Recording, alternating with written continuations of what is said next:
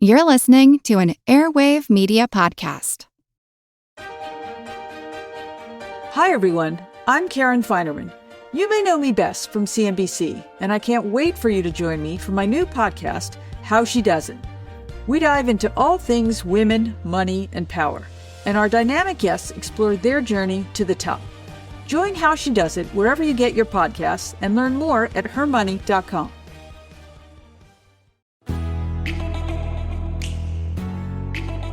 Want more control over your life? You need more control over your money. Hi, I'm Jean Chatzky, and that's why I started the Her Money podcast.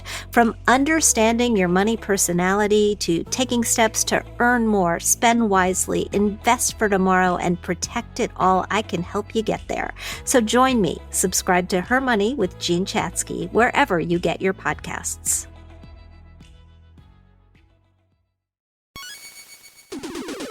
Recorded in Chicago, Illinois, with your hosts, Ken, Matt, Neal, and Jeff. This is Triviality.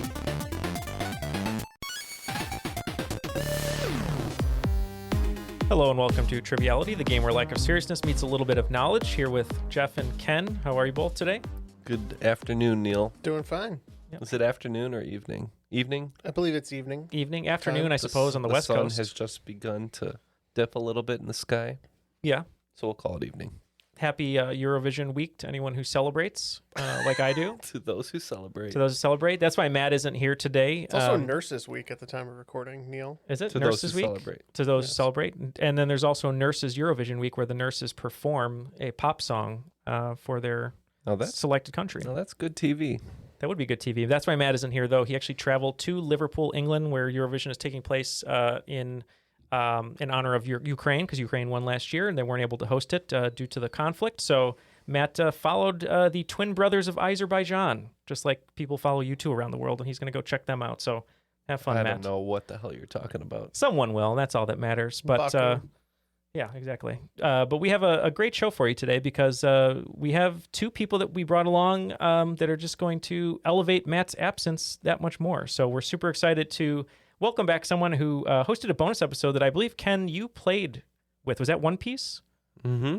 All right. Well, it was a blast. It was a blast. It was. I do remember that. I don't know anything about One Piece. And now Jeff is on board. Oh, yes. I want to say he started on reading. board the merry-go. Yes. He's about he's about a third through. So Okay. we're getting underway here. And I think we have Quarter? It's at least a quarter. Quarter. Not quite a third. We have this person to thank, I think, for that, maybe. So we want to introduce him from Huntsville, Alabama. Not a Robot supporter on Patreon. Jared Seale. How are you, Jared? I'm good. Thanks for having me back. Of course. So much fun to invite you back and to know that you wrote a game for us. So why don't you remind the folks at home what you're up to and who you are? Yeah, I'm just up here chilling in North Alabama. I'm a software engineer, and I like trivia, so here I am. Well, thank you so much for writing today's game. And speaking of One Piece, Ken here can probably talk about it a lot, and so can Jeff. I don't know anything about it. So from your vantage point from writing the bonus game, is there one character that everyone should check out, you Google and learn a little bit about? Oh, man, what a question. It's hard to say without spoiling the whole thing. My favorite character is Law. He's a real cool guy. So if you like that guy and like how he looks on the internet, maybe don't look too much, but that'll be a good starting point. Law is a cool guy. Well, speaking we like Law. Jeff doesn't know Law yet, but he will. You don't know Law? How about Judge Dredd, who is the Law? Intimately familiar. Speaking of Law, though, what a great transition that Jared didn't even know that he made. Let's introduce our guests, and we'll have them talk a little bit about how Jude Law is going to be in the proceedings today. Introducing from Fayetteville, North Carolina, Tim Dipple. How are you, Tim?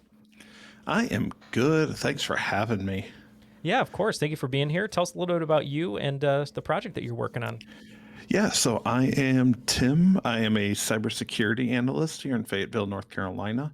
I am one of the hosts of currently I host of Pub Trivia Experience and Boozy Bracketology, but I am in the process of launching a separate podcast called Frenemy Trivia, basically taking two teams of two and then pitting them against each other. And then in the second half, whichever team survives the first half then turns on each other and, it's a one-on-one trivia match. So by the time this gets started, by the time this airs, I think we'll be about 2 or 3 weeks into that. So Wonderful. Awesome. Yeah. We're looking forward to checking it out. And that's with a mutual friend of ours of the show. That's right. yeah, it is myself and Brittany Shaw. Shout out to Brittany. Yeah, that's Congrats awesome. on the new venture. Yeah, and Pub Trivia Experience is a great show. I had the privilege of being on that it was just one episode, but I think I did pretty good. I almost won, so I felt good about it, but it was just more of a fun experience in general. But been hearing great things about boozy bracketology, so I'd love to maybe guest on that at some point. Oh, we'd love to have you over there. But yeah, thank you so much for joining us. And why don't you tell us who you're partnering with and how Jude Law is getting involved? Yeah, so I think I am going to partner with Ken and playing on the show that I'm getting ready to launch. We're going to be Frenemy at the Gates. Very nice. All right, and Jeff? The man with the dry erase board writes his answer. The man without the marker follows him. When the man without the dry erase board dies, the man with the marker picks up the dry erase board and writes his answer. Is that too deep? No, I liked it. All right, thank you. That was good. Jeff? We'll cut that. Well, maybe not. Maybe it'll be in there. Jeff, we are going to be partners today, and while we didn't have a good Jude Law pun, actually we did. Ken had one. Do you want to say it, Ken, or no? Which one? The Rachel Weisz one. No. Okay, so Ken won't say that one. If you're outlawing it as the team name, then it's not worth it. All right, well, Jeff... Clearly, it was not appropriate for the podcast. You're a fan of Owen Wilson, and you like when Owen Wilson is in Yeah. in many a predicament. Yeah. So we're going to be behind frenemy lines. Indeed. Wow, it's like I'm behind the lines. There's a bunch of bad guys over here. Owen, is that you? You're here on Triviality? Wow, can't wait for Asteroid City. Everyone, I think, is just waiting with bated breath for Asteroid City. Well, I guess let's hear the rules from Owen Wilson. He's here. Let's have him do it live. The rules of the game are simple. The rules of the game are simple. 20 questions split into 2 rounds worth 10 points apiece. At halftime, there'll be a special swing round designed by this week's host. After regulation, players will enter the final round with the points that they've accumulated and will have a chance to wager 0 to 30 points on 5 categorized questions. At the end of the game, someone will be named the cream of the crop. Cream of the crop. What is Asteroid City? I'm not familiar with this That property. is the new Wes Anderson. New Wes Anderson movie, yeah. If you like... I don't think he's actually in it, but I'm sure he's following Wes Anderson's career with interest. Yeah, I'm sure he's there. He's in the new Haunted Mansion movie, so that's what he was up to. I was too busy. Too busy hanging out with ghosts. Well, Jared, feel free to take it away. We're ready to play over here, and I guess the winner is going to get a bargain bin copy of either Enemy at the Gates or Behind Enemy Lines, so we'll see what happens. DVD only. Only DVD, yeah. I request Laserdisc. No Blu-ray. All right, well, we're going to kick it off with question 1.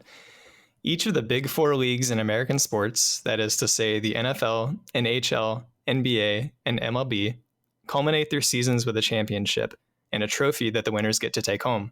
For 2 points each, and 10 if you can get them all, name each of the 4 trophies that the winners of the big 4 postseasons receive. We're going to go ahead and lock in. All right, so I know 2. I know the Stanley Cup, and I know the Lombardi Trophy.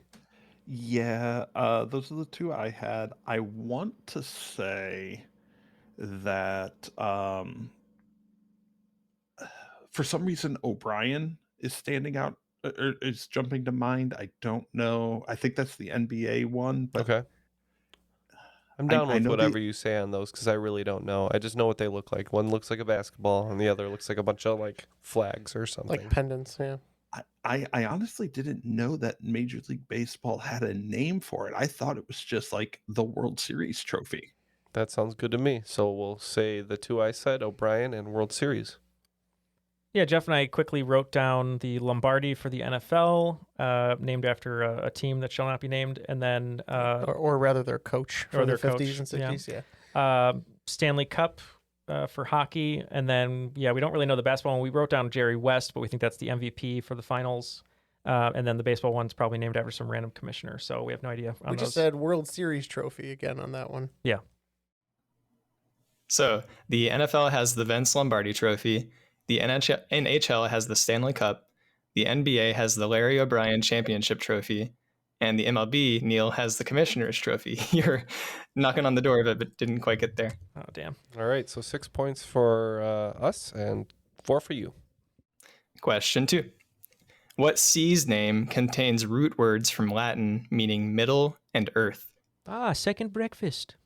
So these guys locked in quickly, and I think they're probably thinking the same thing that we are. What did you want to say? I mean, am I overthinking it by saying Mediterranean? I think you are not overthinking it. You're definitely not overthinking it. And I think it's Mediterranean. It surely is the Mediterranean Sea. Question 3. One of America's most famous landmarks is the Hollywood sign in Los Angeles. Built in 1923, the sign originally had an extra 4-letter word at the end, which lasted until renovation began in 1949. What did the sign originally say? From all the period pieces I've seen, I know that it says Hollywood Land. Yeah, I think it was actually meant to represent a local subdivision or something like that. Like it was an advertisement for the subdivision, and then Hollywood bought it. They're like, this is our thing now. Great. And we said Hollywood Land. It was Hollywood Land, yes. I didn't know if I should say Hollywood Land or Hollywoodland. So I wonder how much it costs to buy that Miami sign that doesn't really exist. Oh yeah, from Bad all Boys. the movies, yeah. Yeah, and all the other ones. It's like really small too, right? Yeah, it's like a small model. Yeah, I'm really curious about that too. There's a lot of stuff like that. I never knew that the thing in Men in Black, like the Earth thing that that blows up at the end. I always thought that was Universal Studios, but it's actually in New York. Oh, yeah. Question 4. The prehistoric animal Dimetrodon, a schooner, and Elton John's debut album Empty Sky all have what feature in common? My guess would be AWOL Nation's biggest hit would also fit into this list. So I think maybe it's things with sails. That works. I was going with a fin. A fin? But that's really just fin. What would be like Elton John's fin? So like musically, fin means end. So maybe that was the final track of the album. Good thinking. Okay, yeah, I like that. But I'm okay with sail too. I'm not strong on. I think fin. you would. So if what is it called? A Dimetrodon has like a thing sticking up. I'm pointing my hand up in the air. I would call that a fin and not a sail. So let's go with fin. Okay, so we'll go with fin. Yeah, and we said for the prominent feature on the dinosaur's back, sail. They all have sails. The Dimetrodon has a spinal sail, a schooner is a type of sailboat, and Elton John's debut album features a track called Sails. Sorry for talking you out of that. Oh, that's okay. No worries. Christopher Cross would also be involved in this. Sail Away. Or sailing, sailing. Question 5. The 5th installment of the Elder Scrolls franchise, Skyrim, has notoriously seen many re-releases over the years. But on the date of its original release, the month, day, and last 2 digits of the year were all the same number. On what date did Skyrim come out? Yep, locked in. Was it like something like 11/11/11? Well, I think. Well, I guess that would make sense. Most video game releases are before Christmas. I was thinking that the question was indicating it had to be like January 1st, 11. Yeah, I think 11/11/11. All right, let's go with it. And that's what we locked in with. It was November 11th, 2011, 11/11/11. I remember where I was that day. We nailed it. I think somewhere deep in my subconscious, I had the like advertisements floating around back there. But after this first round, it looks like we have racked up 36 points. And you guys doing just slightly better with 44. Mm-hmm. Moving on to question 6. American Thanksgiving has been on the 4th Thursday of November since FDR signed a resolution in 1941. This changed it from being the final Thursday in November, which was the case when it was originally declared a national holiday many years earlier.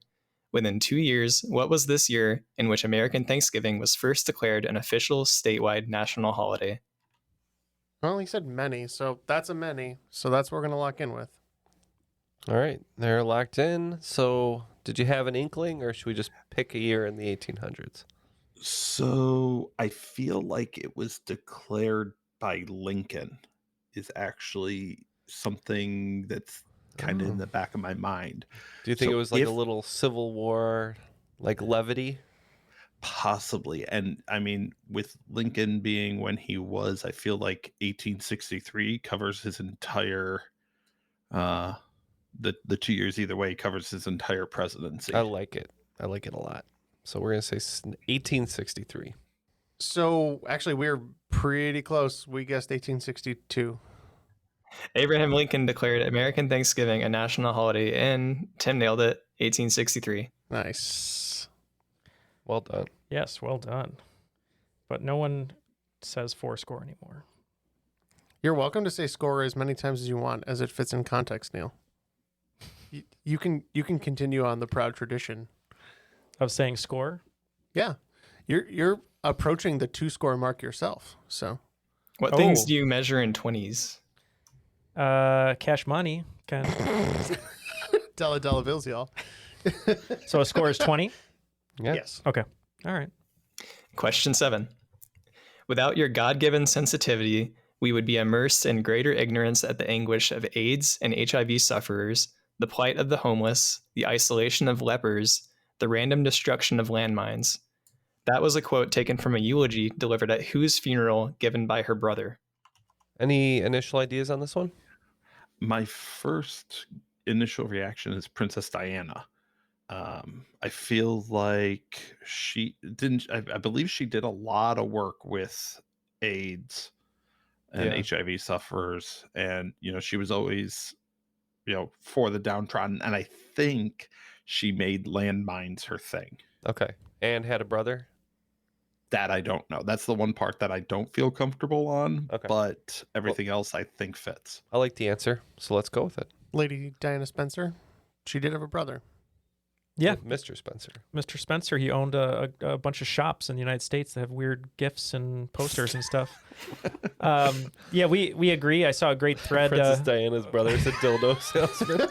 Which is really weird because before that his business was weed because it used to be Spencer's Dispensaries. Oh, okay. Yeah, so we agree. I saw a great thread during King Charles' coronation where they were trying to pull focus from him and talk about all the great things Diana did. And there's a great thread about her shaking hands with HIV sufferers and kind of bring it to the forefront. So we said Princess Diana. It was Princess Diana. The eulogy was by her brother, Charles Spencer. I'm not going to lie. The monarchy might still be relevant if she was around today. Who knows if she would be in it at this point, too. Just saying. Yeah. I'm just saying. That's like a nice catchphrase from like a 90s sitcom for Jeff. Ba-dum-bum-bum. I'm just saying. It's Jeff. Who ate all the tacos? I'm just saying. Look, I'm hungry. I'm just saying. I hate it. Question 8. With 22, what person holds the record for most Oscars won at the Academy Awards? You locked in automatically here? Yeah, we can lock in. I want to say John Williams. That was my gut too. But I wonder if there's like some obscure costumer or something. But I won't be able to come up with any other intelligent answer if it is. So let's just say John Williams, shall we? Yeah, I'm good with that. So John Williams is second to this person in nominations, almost beating them, depending on how long John Williams will live, hopefully for a long time. But this person is Walt Disney. Oh, I forgot. It was Walt Disney, all of which were in the categories of Best Short Subject or Best Documentary. It's not what you think he would win for. Okay, this next question contains a word that I meant to look up how to pronounce and I forgot. So here we go. Question 9. The Hornbostel Sax is a classification system broken down into 5 top levels, which further break down into over 300 lower categories. The top 5 levels of the system are the idiophones, membranophones, chordophones, aerophones, and electrophones. What does the Hornbostel Sax classify? All right, Jeff. I remember you've regaled me before with the Hornbostel Sax, talking about it. You like your sacks that have dice. You like your slacks. You like the app called Slack. So I'm going to trust you that we can lock in. I hate Slack. No offense to Slack, but I know we tried to use it and Ken. I don't need another. So angry. I don't need another messaging. Slack's program. a little too busy. So what are you thinking? Musical instruments comes to mind. That was my first thought. I don't have any strong feeling on this whatsoever. All right, But well, I mean, looking at it, things with a membrane, things with strings, arrow could be things like with wood air winds passing and through it, brass. and then I'm okay things with with the musical electric. instruments. I don't know what idiophones would be, but yeah, let's say musical instruments. All right, Jeff, time to shine. Yeah, I'm pretty sure that this all points to classifications of instruments. So that's what we went with. That's right. It's musical instruments. Is that? I'm guessing that's two different people it's named after, Mr. Sure. Hornbostel and Mr. Sax. That goes past the amount of research I did for this question, but that would make sense. Yes, Erich Moritz von Hornbostel and Kurt Sachs. The fact that Jeff came up with that off the top of his head is just mind blowing. And it was first published in 1914 in a periodical called Zeitschrift für Ethnology. Schnell.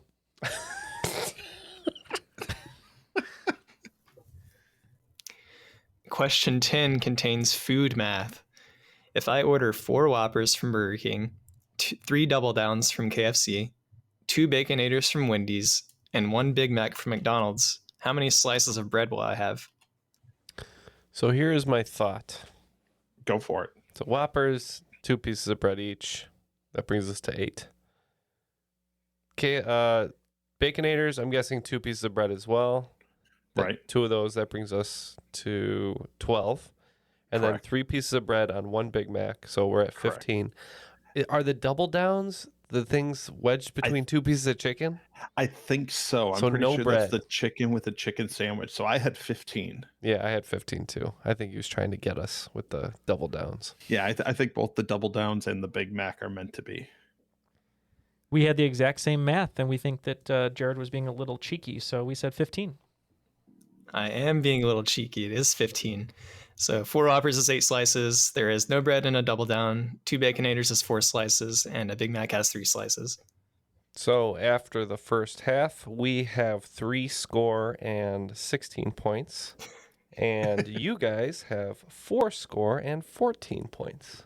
It's all making sense now. Does that wet your whistle for score-based math, Neil? Anytime I'm in the studio, my whistle is always wet. It does score in score. Ah, there you go. Now, speaking of Jared, we're going to put you on the spot here, Jared. Just to say thank you for being a patron, and we appreciate it. If you'd like to join Jared and get a bunch of bonus audio content every month and get ad-free episodes of all our new episodes for as little as $1 a month, you can go to patron.com/trivialitypodcast, and you can hang out with people like Jared. We don't have a place to hang out, but if we did, you would hang out with someone like Jared because he's pretty cool. And you also hang out with people like Tim as well. So when you're hanging out with Jared, when you go back to your wife and she's mad, she's like, where have you been all this time? You'd say, I went to Jared. There you go. Exactly. So, if you want to hang out with Jared and say that to your wife or your partner, go to patreon.com/trivialitypodcast and help support the show. So, Jared, what do we have in store for the swing round today? Today's swing round consists of crossword ease.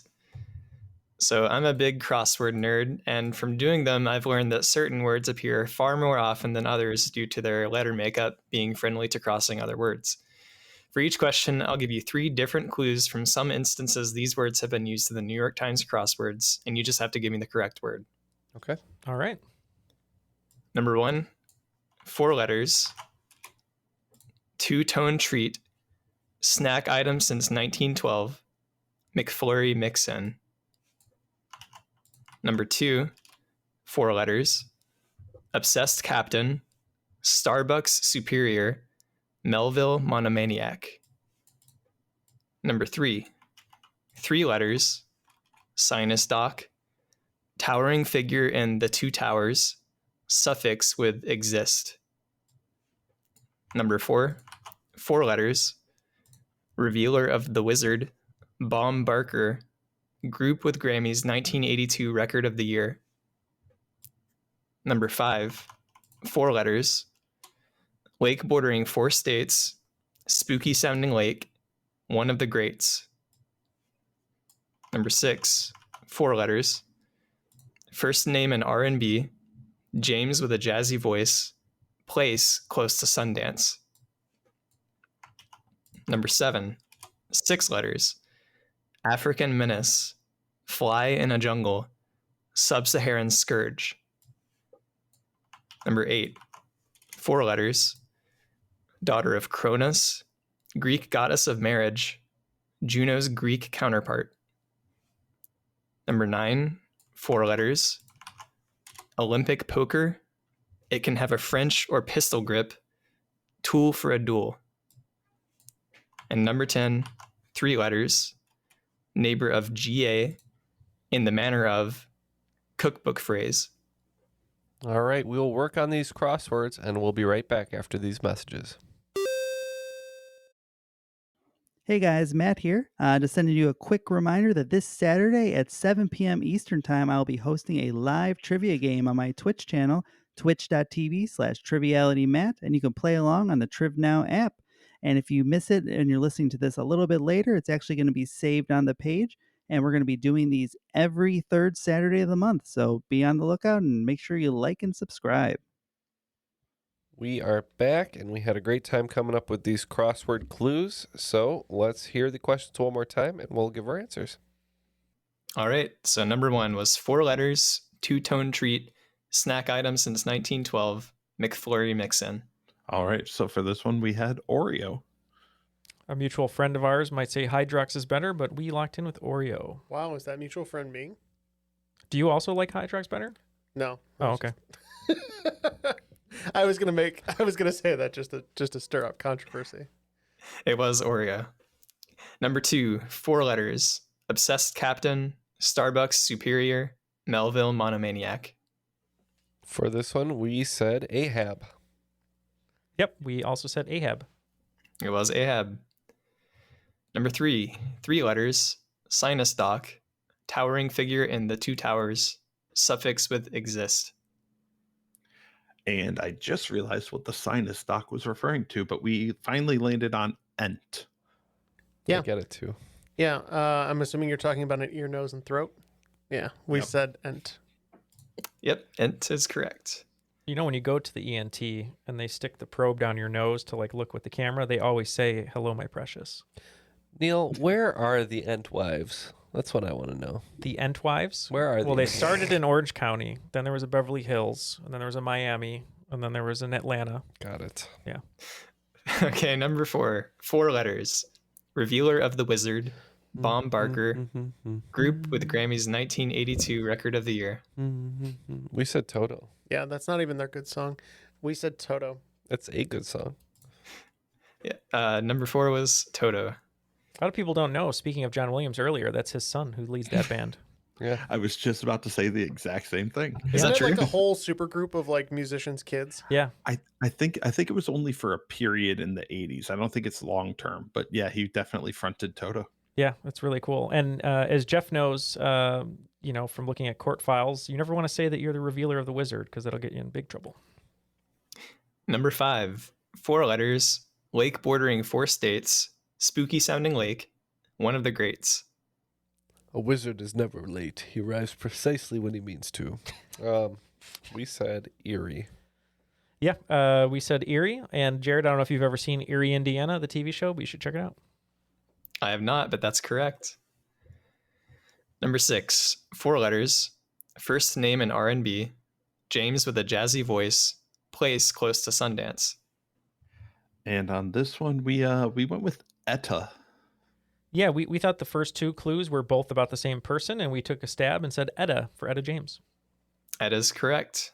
And the place close to Sundance one is talking about Etta Place, who is the Sundance Kid's partner. Oh, okay. That's why. Okay, It's that a makes little tricky one. Yeah. We were thinking about the I was actual like, location of I Sundance. was like, where in Utah is this? Etta. I've never heard of Etta, Utah.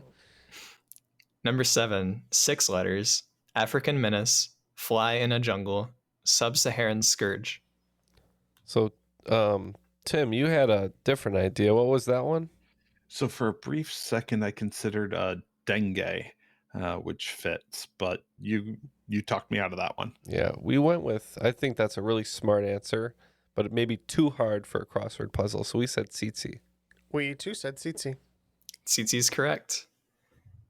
And if you do enough crosswords, you start to realize there are a few things too hard for crosswords. You kind of have to make do sometimes. Number 8, 4 letters, daughter of Cronus, Greek goddess of marriage, Juno's Greek counterpart. Yeah, the only thing missing would be to call Phoenix 2. It's Hera. Star Wars joke. We said Hera. It is Hera. Number 9, 4 letters, Olympic poker. It can have a French or pistol grip. Tool for a duel. We said foil on this one. Oh, that's what I was trying to think of, Jeff. What was the foil? The sword, the very thin sword. What did you It's lock like in wear with? your foil. Well, I wear foil hats sometimes when I think that the aliens are coming to get me. What did we lock in with, Jeff? Because I could not think of the word foil for the life of me. I couldn't either. The only thing 4 letters that had to do with the duel, we said pace. So this is a great example of a word that you might not hear very much in regular life, but if you do crosswords, you come across it almost daily. It is épée, E-P-E-E. Oh. First miss, too, from both teams. And finally, number 10, 3 letters, neighbor of GA, in the manner of cookbook phrase. And for this one, we had Allah, A-L-A. As did we. It is ALA Allah, or Alabama. So the swing round has not swung the scores too much. It's still 121 for Frenemy at the gates and 139 for behind Frenemy lines. That was difficult. Yeah. Who else is in? Is that Gene Hackman with Owen Wilson? Yes. Okay. Yeah. Yeah. Love a good Gene Hackman movie, especially when he's chewing up the scenery. If you haven't seen Crimson Tide before, you get Denzel and Gene Hackman yelling at each other. And what better way can you enjoy a movie? And speaking of movies, round 2 kicks off with a sort of movie question. Question 1. In the category of things you probably didn't know were connected, Todd Field is the inventor of the baseball-themed bubblegum Big League Chew, as well as the director of what 2023 Oscar Best Picture nominee? We can lock in. So I think the original flavor that Big League Chew was going to be was unpopular, and it was going to be tar. Okay, I Tar like that flavored, answer. yeah. I was racking my brain. I don't follow the Oscars all that much. that idea was rejected, and he just had to get the tar out of his system, so he directed Tar. Okay. Yeah, I'm a big fan of one of his previous films called Little Children. I think it's a favorite of people who work at Maytag, but we locked in with Tar. What does that mean? It's a very, Is very Jackie deep Earle cut. Haley like a vacuum repairman? Oh, no, it's darker than that. Someone will get it somewhere. Yeah, it is tar. That's correct. I'd be careful about saying you're a fan of Little Children, though. He's a fan of the film Little Children. I'm a fan of the but film. not too much. Not too much, right? It's not like Just the right amount. I've He's an seen. appreciator. Yeah, I appreciate the artwork that goes into Salo or 120 Days of Sodom, but I'm not a fan of it. Question 2. Peggy Parrish was the creator of what series of children's books that began in 1963? The series featured the titular housemaid that would misinterpret the commands of her employer to a comical degree, such as decorating a steak when asked to trim its fat, or hanging light bulbs from a clothesline when asked to put the lights out. Why didn't they just fire her? That's what I want to know. Because it was fictional. It sounds like we're locked in, right? Yep, I got this one. Okay, children's books that began in 1963. I'm not big on children's books because, as we've specified, I like the movie Little Children. The series featured a titular housemaid. Is this Nanny McPhee? Or is that British? That's British. This sounds American. Peggy Parrish. She could be British. Let me see. I thought Nanny McPhee, though, was like really mean and had like a mole and like crazy teeth and stuff. So I don't think she would be dumb. I think Nanny McPhee was like a sadist. Yeah. I'm at a loss though, Neal. So I have no idea. Yeah, we'll just say Nanny McPhee, but I think that's absolutely wrong. So I might be thinking of the wrong character, and you can officially lock in. But is this Amelia Bedelia? It is. I have a 2-year-old. We've read Amelia Bedelia to him. He's all about the Bedelia. We've read it to him. Okay. He's not really into anything except just a general concept of books. Okay. Well, that's a good thing to be into as a 2-year-old. So Amelia Bedelia. It is Amelia Bedelia. Nice poll. I've heard of that book series, but I never knew what it was about. So at least I'll lock that one away. I miss the days when I was just a general fan of book. Or just anything that's read to you, like a phone book or menu or Whatever they had on hand. Final Rites or something.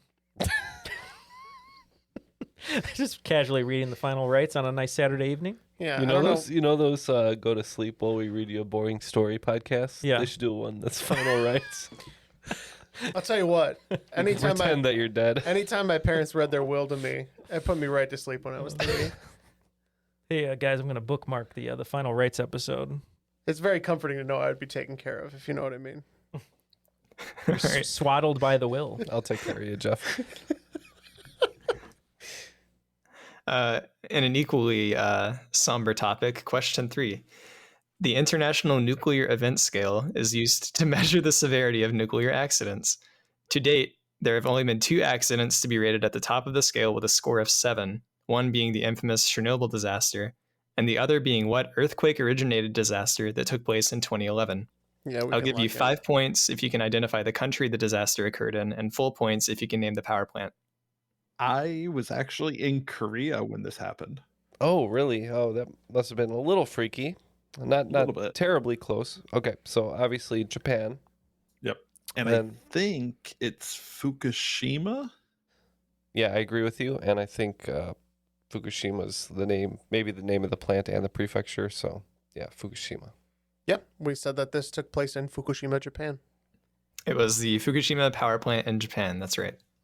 Am I wrong in thinking I wrote down 3 Mile Island, but that was also a nuclear It issue, was. right? That was in Yeah, the U.S. But right? there wasn't a single fatality from that. Okay, I just remember that's big in trivia, so that's why I wrote it down. But okay, I was Yeah, just curious. it's 'cause And it's then the there was only- then there was the Thousand Island Mayo incident. Okay, right, where people were slipping on the road and they kept falling. Question 4.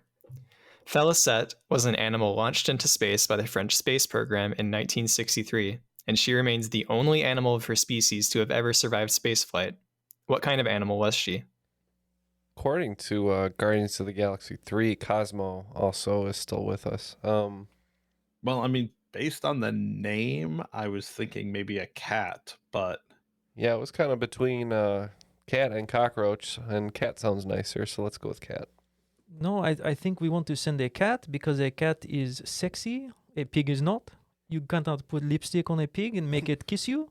I think we should go cat, personally, because Felicette screams feline to me. It does seem like the female cat, potentially. Felicette seems So- like a cat sitcom character. So 2 cats, please.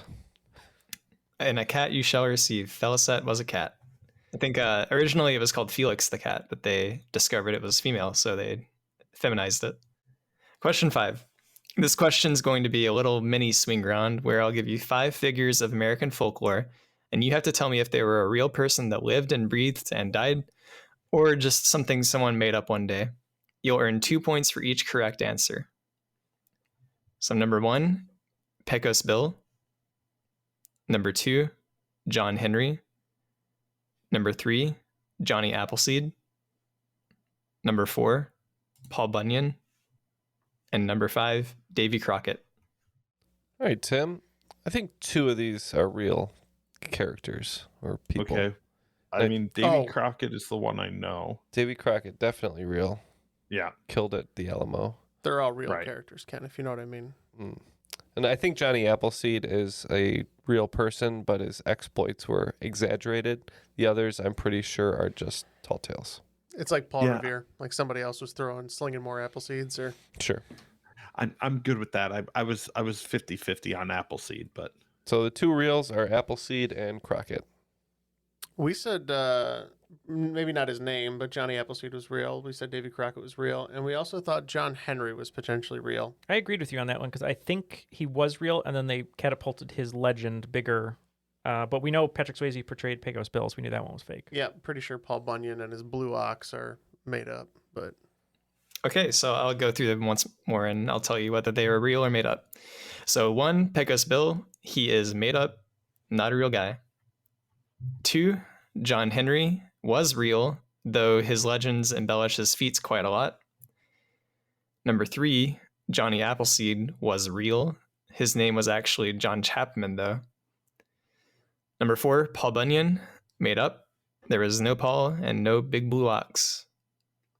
And number 5, Davy Crockett, is just straight up a real guy with a made-up sounding name.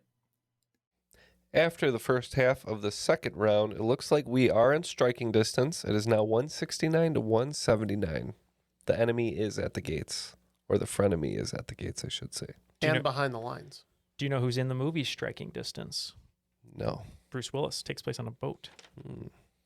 I don't like boat movies. You don't, that's true. And But what Sarah Jessica about Parker. if that boat is underwater? Especially not then.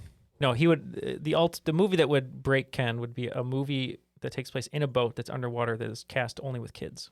That would be the worst. Kid Sub. Kid Sub. Coming to theaters 2024. Okay, that brings us to question 6. On May 1st of this year, an 84-year-old Canadian musician passed away. His career spanned 7 decades and will be remembered for songs like Ribbon of Darkness, Sundown, and Rainy Day People. What man am I describing? All right, so Neal looks like he's up to date on his current events, and he locked in right away. Any ideas right off the bat here?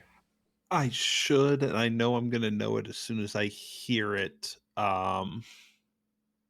There's a running joke in our Discord because I'm always the first one to break the death news that I just actually have a hit list, and I can't remember who I supposedly killed. You have a death note in your Discord? Basically. I cannot remember who it was. I don't think I'm going to get there, but as soon as they say it, I'm going to be like, yep, that was it. So you think you probably know it, but it's escaping you, and I think that I would have recognized this from my news feeds if it was somebody that I was familiar with.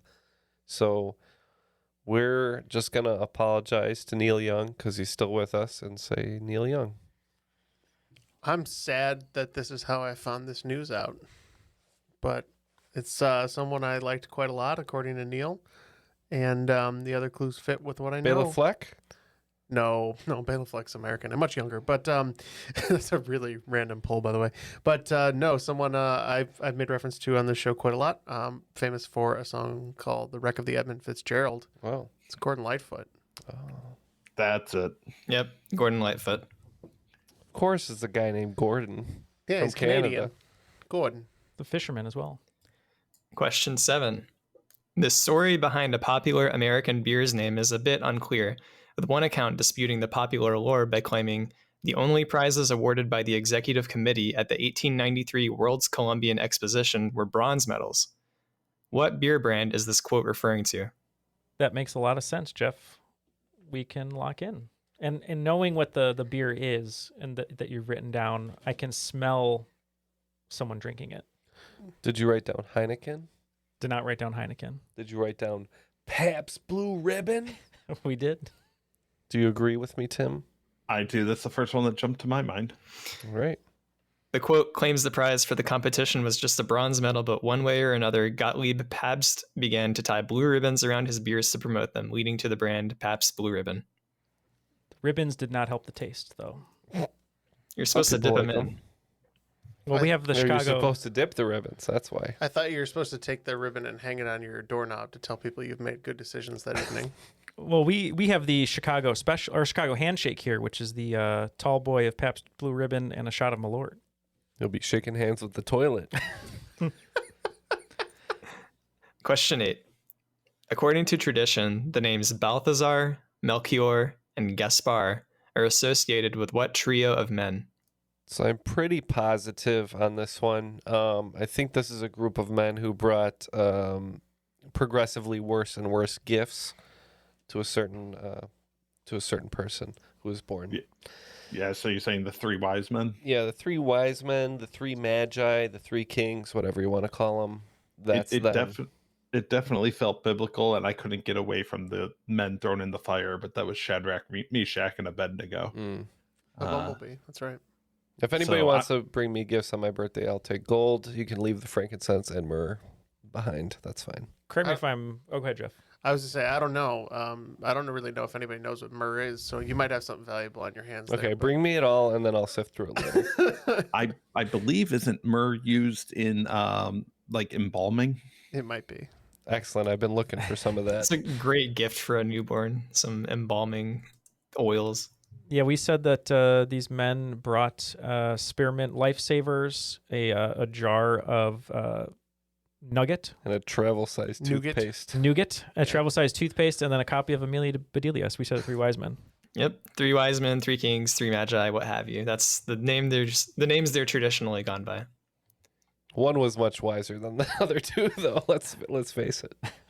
Well, one of them became a director of films. The guy with the myrrh. Do you think they were well actualing each other all the way through the desert to prove who was the wisest? Did they all? Well, they all came from the east, right? But they didn't have to necessarily come from the same direction, Ken. So well, it kind of I like to picture them traveling together. It would be lonely otherwise. They'll like join up, and they're like, "Oh, what'd you get him?" And it's like, "Oh, I got him some gold," and the other two are like, We always think they arrive at the same time, so I figured they met up somewhere on the. Anyways, let's move on. And Gaspar became one of your favorite directors, Ken. Gaspar started directing really graphic films. All right, question 9. In a section labeled Note G of a 19th century woman's notebook, she describes an algorithm for Charles Babbage's analytical engine to compute Bernoulli numbers. This algorithm is now considered the first ever algorithm designed with the intent to use with a machine computer, and because of this, she is considered the world's first computer programmer. Who is this woman whose namesake was also used for an early programming language? Sounds like you guys are locked in. Any ideas, Tim? No, and it's bothering me. I know this. Or do you have anything? Not really. I don't know really programming languages. I know Java and C++, whatever it is. C++, DOS. Here's a word I heard recently. Boolean. Oh, like a Boolean sequence. Boolean is a form of logic. Okay, so not that. I mean, I really can't say anything else. All right, we're gonna go with a Lucky Boolean as last name, and that's not gold Boolean. Or would it be Bool? Yeah, we could say Bool. Okay. Not the monster from Sinister. that would be Bagul. Jane Bagul, his nice So- sister who lives in the suburbs. Yeah, Neil and I just locked in on somebody we knew was a 19th century woman closely associated with like early computing, and we guessed Ada Lovelace. So Boolean is actually named after a guy. It's George Boole, but Ada, the programming language, is named after Ada Lovelace. Mm. Who was the daughter of what famous person, Neil? Linda Lovelace. Is that what you were going for? Lucy Lovelace. I thought that was what you want. You were setting me up for. What do you want? What do you want from us? I don't know. I don't know think what we you know want. everything, Jeff. I'm here to make jokes and Move get on. questions half let's right. Go. Let's get the last question already. The last question, question 10. In October 2022, athlete Ross Chastain did an action he later claimed was inspired by something he used to do in a GameCube game.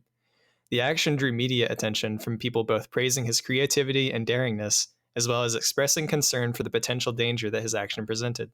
The action he did was technically legal in the sport at the time, but in January 2023, the organization he is a part of officially made it illegal.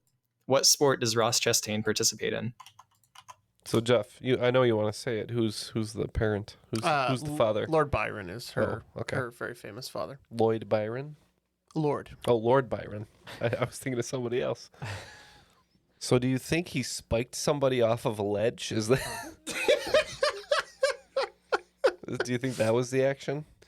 Maybe not. Jeff, I forget that people do partake in what you wrote down, and it just seems crazy enough to work. So if you want to go with that, I will trust you. Yeah, I like it for some reason. I don't know why. And We'll lock it in. I've got no clue on this one. I have a thought, but I feel like the year is wrong. Maybe my timeline is just all messed up. But could this be... Was that when the one quarterback did like a fake slide and then kept running? Well, I like it. A So slide, it would be fake it would slide. be football. It would be football. Okay. Yeah, maybe it's just because earlier this year I was watching a lot of extreme tag, but we just guessed tag. So the sport that he participates in is actually NASCAR. And if you haven't seen this video, then I highly recommend watching it because it's the most insane thing I've ever seen.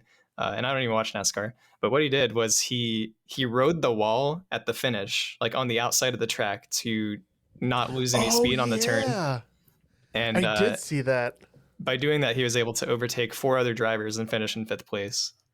Sadly, in the second half of the second round, we have fallen a little bit further away. It's 189 to 219, but it can still be anybody's game in the final. What are our categories on which we will wager? The categories in the final round are themed after a quintet of albums from my favorite band, Dream Theater. Categories are 6 Degrees of Inner Turbulence, Train of Thought, Octavarium, Systematic Chaos, and Black Clouds and Silver Linings.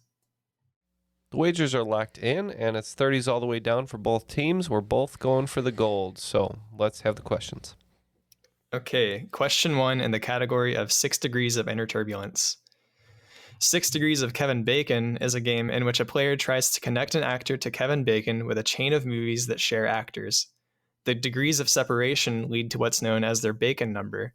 For example, Emily Blunt was in Edge of Tomorrow with Bill Paxton, who was in Apollo 13 with Kevin Bacon, so Emily Blunt's Bacon number is 2. Try to come up with the lowest Bacon number you can for Jack Black. The team with the lowest number will receive their wagered points, and the other team loses theirs. If there's a tie, both teams get their wager. Question 2 in the category of Train of Thought. According to a 2019 report, what country reports the highest number of train passengers per year at around 25 billion, nearly tripling second place's 8 billion? Question 3 in the category of Octavarium. If you took the number of sides in an octagon, then added the number of sides in a heptagon, then subtracted the number of sides in a decagon, what polygon have you made? Question 4 in the category of Systematic Chaos. We're going to get a little wild and wacky with this one. I'm going to send a link to a Wordle game, and you can choose who on your team gets to do it. The only rule is you have to start with the word chaos. Once both teams are locked in, we'll have the solver read out their sequence of words. Whichever team got it in fewer guesses will get however many points they wagered, and the other team will lose however many points they wagered.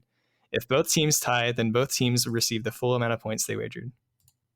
And finally, question 5 in the category of Black Clouds and Silver Linings. It all comes full circle with another question about the Big Four sports leagues. Name the 3 teams across the NFL, NBA, NHL, and MLB whose team theme is based on pirates. All right, we have our questions and puzzles, and we will be back and see who is the cream of the crop. We are back with our answers, and this has been a fun one. So let's find out who's going to win this game. Okay, so for question 1, I asked you guys to connect Jack Black and Kevin Bacon in as few movies as possible. Well, it seemed that both of us were committed to trying to use the Christmas special for Guardians of the Galaxy, right? Mm-hmm. But we decided to be safe because we didn't know if that counted as a movie. So we went with Tenacious D with Tim Robbins to Mystic River with Kevin Bacon. That was a good one. Yeah, Jeff asked me if they were in the same movie, and I was like, I almost bet my life that they weren't an official movie at least. So we said Jack Black was in Weird Al with Rainn Wilson, who was in Super with Kevin Bacon. What was that first movie? What was it called? Weird Al. Weird Al? Weird, the Al Yankovic story. Just making sure. Yeah. Okay, so full points for both teams. See, that should on be that an asterisk too, I think. No. All right, full points both teams, 30 points for both teams. Question 2 was, I asked you, what country reports the highest number of train passengers per year at around 25 billion? We said a country with a lot of people and at least a fairly decent infrastructure, China. Yeah, if you do the math, that's 68 million passengers a day. So originally we were thinking Japan, but that would mean almost more than half of Japanese people would have to ride the train every single day. So we guess China. Well, it is Japan, actually. Wow. People love their trains over there. Question 3 was some polygon math. I asked you to add an octagon and a heptagon together and then subtract a decagon and tell me what polygon you've made. Yeah, so octagon is 8, heptagon is 7. That makes 15. A decagon was 10. So we said a pentagon. We said the humble pentagon. It was the pentagon. Question 4, I gave you both a Wordle game with the same structure and told you to begin with the word chaos, and whoever got the answer and is in the fewest amount of guesses won. All right, so we had a little bit of a hiccup here. So me and Tim were both playing the Wordle game independently, but using the same words. And so we used chaos, and then I said, how about right? And I typed in R-I-G-H-T, and he typed in W-R-I-T-E. And so we got a little too much information, but that led us to the word great. But we added 1 to our score for the little hiccup. So 3, asterisk 4. Well, so you did put in 4 separate words. So 4. And for us, we put in chaos and then tired, alert, and then great. And we got great in 4. So both teams receiving their full wagers on that one as well. And finally, in question 5, I asked you to name all of the Big 4 sports teams who are based on pirates. Yeah, so we said, well, the Pirates, which are there in the question, Pittsburgh Pirates, the Tampa Bay Buccaneers, and the Oakland Raiders. Yep. So we said the Pittsburgh Pirates, go Pirates. Then we said the Tampa Bay Buccaneers, and we said the Las Vegas Raiders. Close enough. I mean, you got the Raiders part of it. That's the important part. So Pirates, Raiders, Buccaneers. That will conclude today's game. For Frenemy at the gates, we have 279, a very respectable score, but just edging us out there in the final. Behind Frenemy lines, 309. You are the cream. Wait, wow, you are the cream of the crop. Cream of the crap. Yeah, good game, Jeff. Those were awesome questions, Jared. Thank you. Yeah, and I feel like we were neck and neck the whole game, and then even in the final here, we had the exact same questions right, same ones wrong. So and a couple of asterisks. A couple of asterisks. Yeah, and had I gone with my gut with Japan, and had you guys gone with the right word, we could have been in the same boat. You could have won. I feel like it's a moral victory, Tim, and you're a great partner. So I had a great time playing with you as well. I did too, and I'll take that moral victory. There are no losers on Triviality because there's no prizes. So that's true.